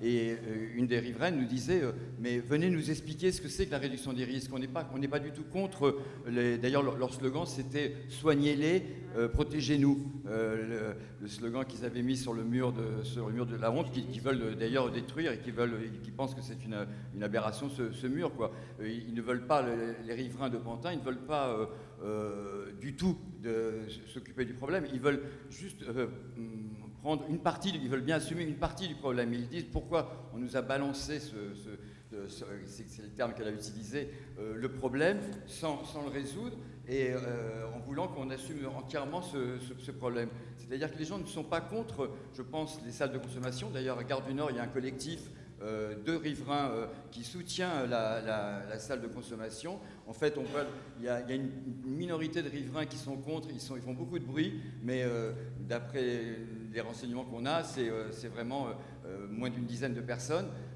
C'est un groupe de 7 ou 8 personnes avec 3-4 personnes très actives, ils mettent des banderoles au balcon, mais en fait, il y a par contre un collectif de riverains qui a vu le changement, la différence entre un avant et un après d'une salle. Alors c'est vrai qu'une salle, normalement, sauf Strasbourg, effectivement, mais pour d'autres raisons, une salle s'installe dans un endroit où il y a déjà des consommations et avec un impact très fort socialement. Donc, et pour en revenir au problème du crack à Paris, effectivement, la solution est au moins d'avoir 4 points d'accueil et de consommation, hein, parce que effectivement la nouvelle tendance pour la mairie de Paris par exemple c'est présenter ça comme des lieux d'accueil avec un espace de consommation. Moi ça m'a choqué au début parce que j'avais l'impression que c'était un renoncement à la revendication de la salle de consommation, mais effectivement vu l'ignorance du public sur la réduction des risques et de cette politique, c'est peut-être pas idiot de penser que de présenter au niveau du grand public des espaces d'accueil dans lesquels il y aura, mais bon, en soulignant bien ce fait, il y aura une espace de consommation, ça souligne l'aspect que c'est pas juste une salle où on consomme. Hein. Évidemment que les salles de consommation, c'est pas juste des espaces où on consomme, c'est aussi des espaces où on accompagne, on essaie de résoudre les problèmes. Pour le problème du crack à Paris, on en reparlera, mais le problème avant tout, souvent pour ces gens, c'est l'hébergement. Hein, c'est le problème numéro 1. Et donc voilà, ensuite, et de leur prise en charge, bien sûr, pas juste de leur donner un logement. Ben voilà, c'était les opinions publiques, si on leur explique les choses, elles ne sont pas forcément contre. Ça, c'est les opposants à tout prix qui veulent faire croire ça. Mais en fait, dans les faits, on a des riverains, et pas que quelques-uns, qui sont tout à fait en faveur, parce qu'ils savent bien que là, ça fait 30 ans que ça dure, le problème du crack à Paris, dans le nord-est parisien. Donc, il faut peut-être trouver autre chose que de les balader d'un quartier à l'autre. Ok, oui, merci pour ce point important. Et du coup, là, je me retourne vers Marie-Geoffrey-Roustide sur cette question d'information du public. Il me semble que dans les données que tu as montrées, finalement, le public, il n'est pas si contre. Alors, en fait, ça dépend des données. C'est-à-dire que... Alors, je suis d'accord avec l'essentiel de ce que tu as dit, Miguel, mais il y a un petit peu plus de 10 personnes qui sont opposées. Mais par contre, ce qui est tout à fait vrai, c'est que... il y a plusieurs éléments dans ce que tu dis qui sont intéressants et donc on voit dans l'étude. Le premier élément, si on s'intéresse aux données quantitatives, c'est la question du niveau d'information. Dans les analyses secondaires que nous avons faites de l'enquête Europe, ce qu'on a mis en évidence, c'est le fait qu'être très bien informé ou plutôt bien informé sur les drogues était un facteur associé au fait d'être favorable au SMR. Ça, nous, on l'a vu également beaucoup dans les entretiens. C'est-à-dire que dans les entretiens qu'on a menés, on avait au départ une partie des personnes qui étaient indécises, qui ne savaient pas, et le fait de se renseigner, de discuter avec des professionnels, d'aller visiter la salle et puis d'expérimenter le fait d'avoir une salle chez eux pouvait effectivement les amener à être plutôt favorables. Sur les données quantitatives de l'enquête Europe de l'OFDT que tu mentionnais, oui, on a un niveau d'acceptabilité sociale qui est important en population générale. Mais c'est vrai que quand on regarde est-ce que vous seriez prêt à avoir une salle en bas de chez vous, là, le taux descend beaucoup. Et l'autre élément, ça c'est un travail qu'on avait fait en 2013. On avait comparé 2 dispositifs d'enquête sur les SMR. Une question qui était posée dans une enquête qui avait une formulation qui n'explicitait pas ce qui se passait dans une salle, où là, on avait 75% des Français qui étaient défavorables. Et à partir du moment où on avait une explicitation avec le même type de méthodologie, où on expliquait est-ce que vous seriez favorable à ce que des salles de consommation à moindre risque qui visent à réduire la prévalence du VIH et de l'hépatite C soient mises en place, là, on passait à une majorité de Français qui étaient favorables. Donc on voit que les questions d'opinion, elles sont aussi, entre guillemets, facilement à la fois manipulables et difficiles à interpréter. Mais ce qui est certain, c'est que quand on explique précisément à quoi servent les salles, on a des taux d'adhésion qui sont nettement plus importants. Alors que quand on demande en général qu'est-ce que vous pensez des salles de consommation à moindre risque, c'est très compliqué de répondre à ces questions-là quand on ne sait pas du tout ce que ça représente. Il y a des représentations, ce que disait Béatrice est très juste également. Avec le cadre de la loi du 31 décembre 1970, on a des représentations qui sont très centrées sur l'interdit, sur l'idéal d'une société sans drogue. Et donc, c'est vrai que pour des Français qui ne sont pas habitués à la réduction des risques, on peut tout à fait comprendre qu'ils se posent des questions. Mais alors, pourquoi on a une loi qui interdit l'usage et pourquoi on a des lieux dans lesquels on peut consommer? Et donc, il y a des politiques, effectivement, qui vont s'engouffrer sur ces questions-là. Sur la question des opposants, parce qu'il y a un noyau d'opposants qui est quand même relativement important, ce qui est important de retenir, c'est que souvent, les plaintes qui émergent de ces entretiens n'ont rien à voir avec la salle. Ils parlent des déjections canines dans la rue, ils parlent du fait que la ville ne s'occupe pas d'eux, ils sont liés pour une partie d'entre eux, en tout cas, au mouvement Saccage Paris, en tout cas sur Internet, ils se relaient les uns les autres. Et donc, parfois, en fait, c'est des enjeux qui sont plus des enjeux liés à la difficulté de vivre dans leur quartier. Ou de cohabiter également avec des publics vulnérables. Après, ce qui est important aussi de retenir, c'est que pour certains riverains, il y a une vraie souffrance. Voilà, certains trouvent que c'est compliqué de vivre à côté de la salle. D'autres ont l'impression que leur vie s'est améliorée, mais il y a également une expérience des riverains qui sont insatisfaits, qui doit être sérieusement prise en compte si on veut que les dispositifs puissent réussir. Mais en tout cas, la question de l'information est extrêmement importante, tu as raison. Je vais juste rajouter un mot. Même parmi les addictologues, au début, le concept de réduction des risques, ce n'était pas quelque chose d'évident. Donc si pour les addictologues, ce n'était pas quelque chose d'évident, qu'est-ce que c'est pour les pouvoirs publics, pour les élus locaux et pour les élus nationaux, et puis pour la population? Ce n'est pas des concepts simples à intégrer. Pour le tout à chacun, et déjà pas pour ceux qui travaillent au contact de ces usagers. Voilà, mais pas juste pour... Il y a une question. Oui, et avant de passer à la prochaine question, du coup, là, pour synthétiser sur ce sujet, est-ce qu'il faut qu'on augmente l'éducation du public, et est-ce que c'est ça qui va faire aider à changer les choses, ou est-ce que ce qui pose problème, ce qui a été mentionné précédemment, c'est une minorité, quelle qu'elle soit, elle est plus visible qu'une majorité. Donc même si on a une majorité du public bien éduqué qui a une attitude correcte, tant qu'il y a une minorité, comment on gère cette minorité, comment on intervient auprès de cette minorité, et on le voit par exemple au niveau, en France, j'espère que je ne vais pas dire de bêtises, mais au niveau du gouvernement, on entend peut-être plus le ministère qui n'a rien à voir avec le sujet que le ministère qui a à voir avec le sujet, parce que l'un va dans le sens de la connaissance et des choses, et donc ça ne fait pas la une, et l'autre dit des choses un peu plus brutalement, et du coup, ça crée le buzz, et ça... Donc c'est peut-être ça l'enjeu. C'est pas que... Voilà. Comment les médias relaient l'information. Voilà, comment... Puis un élément qui est très important, c'est redonner la parole aux usagers, c'est-à-dire que je vous disais, ils sont 20 fois moins présents dans le débat médiatique que les politiques. Et en plus, la moitié d'entre eux, c'est à l'étranger. Ça veut dire que les usagers qui fréquentent les salles en France, à Paris ou à Strasbourg, ils sont 40 fois moins présents dans le débat que les politiques. Alors y compris moins présents que les voisins. Alors, et moins que les riverains également, 5 fois moins, mais le différentiel avec les politiques, il est vraiment énorme. Et en fait, quand on donne la parole, ça, moi je l'ai vu dans des réunions et dans les entretiens que j'ai menés, c'est-à-dire qu'il y a des riverains, en fait, qui, en étant confrontés à des situations personnelles d'usagers, qui ont mis en évidence l'impact que la salle pouvait avoir sur leur trajectoire de vie, qui ont pu également être sensibilisés à ces questions. Donc vraiment remettre au centre l'expérience des usagers, c'est quelque chose d'important. Et c'est peut-être de ce côté-là qu'est la solution. C'est-à-dire qu'il y a un acteur qu'on n'entend pas et au nom duquel tout le monde parle. C'est ça. Et peut-être ça aiderait les gens. Mais il y a une question... Dans une période de campagne présidentielle où le temps de parole est crucial, on pourrait suggérer que le temps de parole soit réparti dans les médias. Ça pourrait être intéressant. Oui, mais c'est...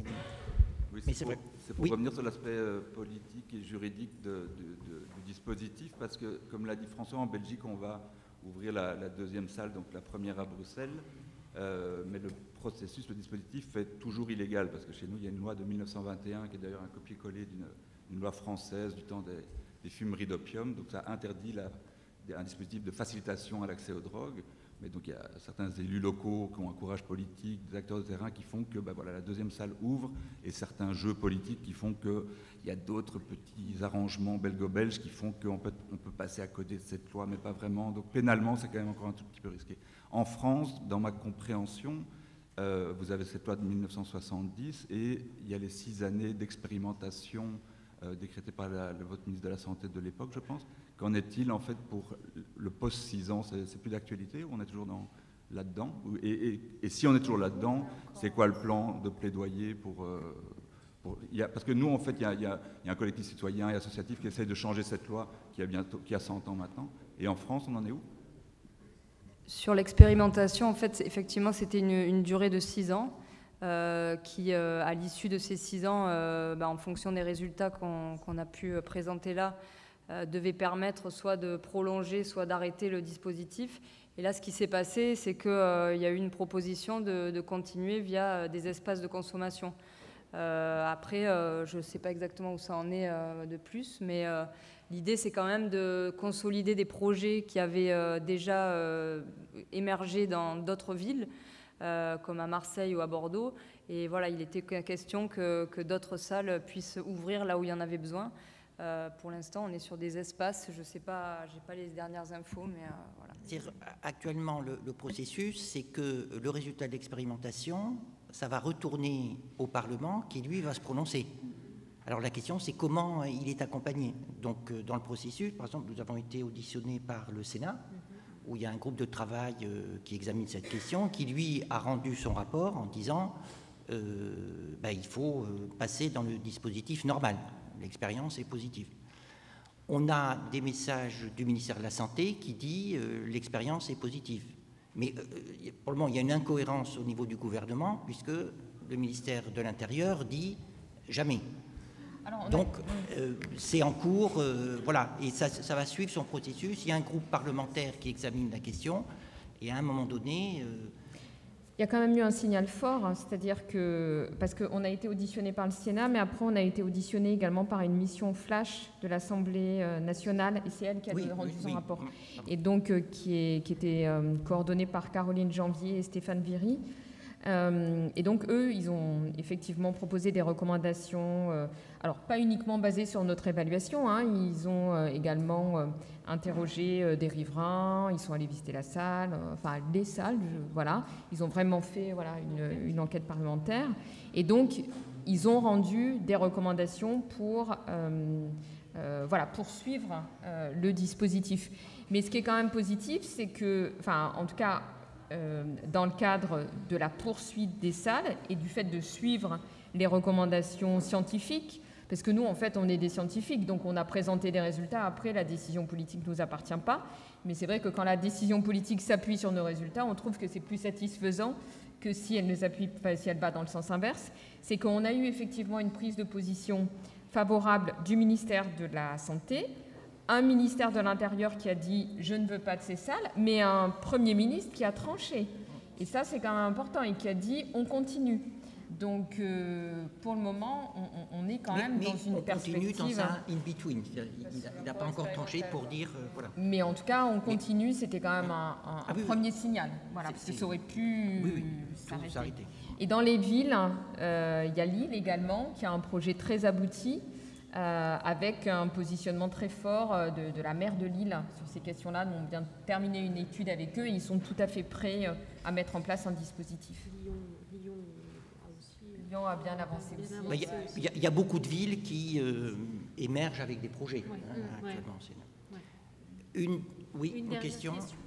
Bonjour, merci beaucoup pour ce rapport merveilleux.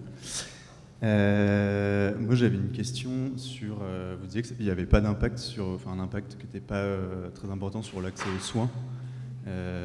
Du coup j'avais un peu une question sur la manière dont vous aviez intégré les médecins généralistes dans le processus, le volet sociologique et l'accompagnement de ce projet global.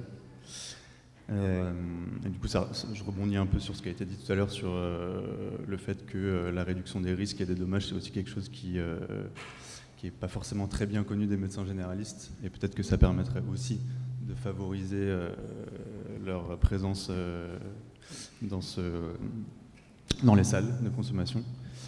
J'avais une deuxième question sur les salles de consommation mobiles. Moi, je suis à Lyon, on est en train de monter le projet un peu. Il n'y a pas de scène ouverte là-bas. Du coup, c'était un peu la question sur les salles de consommation mobiles et comment ça se met en place. Et j'ai pas trouvé grand-chose dans la littérature par rapport à ça. Voilà. Alors moi, je peux vous répondre en lien avec Gauthier par rapport aux médecins généralistes pour en tous les cas, la formation des médecins au niveau de la réduction des risques, c'est quelque chose auquel on s'attelle, Marc et moi, finalement, dans le cadre des universités, puisqu'on a une triple casquette, en fait. On est médecin, chercheur et enseignant. Et c'est finalement notre recherche, si elle a bien un but, c'est aussi de pouvoir la promouvoir à l'université. Après, il y a effectivement pour les soins, ce sera difficile, si vous voulez, de faire du tissu, parce que c'est un tissu social. En un an, on n'a pas pu faire du tissu social, mais probablement c'est quelque chose qui va se mettre en place petit à petit avec les usagers. C'est une question de temps, ça. C'est une question d'information des médecins et c'est une question aussi de prise de contact entre les usagers et les médecins. Voilà, et un dernier point, peut-être, Perrine, tu veux repréciser, c'est attention dans l'interprétation des données. Quand on dit que ça n'a pas d'impact, c'est parce qu'on compare par rapport au groupe contrôle. Groupe non exposé. Voilà, et que en plus, oui, là c'était négatif, mais dans les salles de dans les deux salles de consommation, il y avait un accès sur place. Oui, donc cet accès sur place. Notre interprétation, c'est que cet accès sur place, il a, entre guillemets, siphonné la possibilité d'un accès extérieur. Et que peut-être pour ce public, c'est plus réaliste de lui apporter dans un dispositif suffisamment structurant tous les services dont il a besoin, plutôt que juste faire du réseautage et de la mobilité. Et ça, c'est pour répondre à votre deuxième question. L'enjeu, c'est vrai que la question... Autant la question, dès qu'il y a des espaces très visibles et reprise par les médias, tout le monde est d'accord pour dire on va l'implanter là, et puis ça va disparaître. Et quand il n'y a pas, quand c'est un peu diffus, les gens disent alors où on met la salle, et puis une façon de résoudre le problème, c'est de dire on va faire un truc mobile. Sauf que ces réponses mobiles, c'est en partie des choses qui sont déjà faites. Tous les carutes de France ne restent pas enfermés dans leurs locaux. Ils vont dans les squats, ils vont dans ces lieux et ils s'adaptent. Donc, ce public, on l'a vu par nos données, sa précarité, les comorbidités psychiatriques, les comorbidités sociales font que on a besoin de quelque chose de très structurant où il y a plusieurs services sur place. Voilà. Et il faut, si un jour on a besoin et les dispositifs mobiles, ils sont renforcés par des dispositifs solides. C'est-à-dire un porte-avions, les avions de chasse qui vont les hélicoptères, il faut à un moment donné qu'ils aient un porte-avions pour s'asseoir. Juste sur les dispositifs mobiles, il y a des expériences naissantes. Il y a le Portugal, il y a le Québec. qui sont pas encore, il n'y a pas encore de données d'évaluation, mais ça va venir, je pense. Et après, si vous voulez prendre contact avec ces équipes, je pense qu'ils ont une bonne expérience de la mise en place de ce type de dispositif. Et le Danemark également. C'est différent par contre de quelque chose qu'on évoque dans notre rapport, qui est là où ce public est. Parce que dans le public qu'on a mis en évidence, il y a deux aspects. Il y a un public qui émerge et qui est attrapé par la salle et qui n'existait pas par ailleurs. Et puis il y a un public connu des dispositifs actuels, XAPA et CARUD, et qui peut y accéder. Une partie de ce public connu, il pourrait être pris sur place.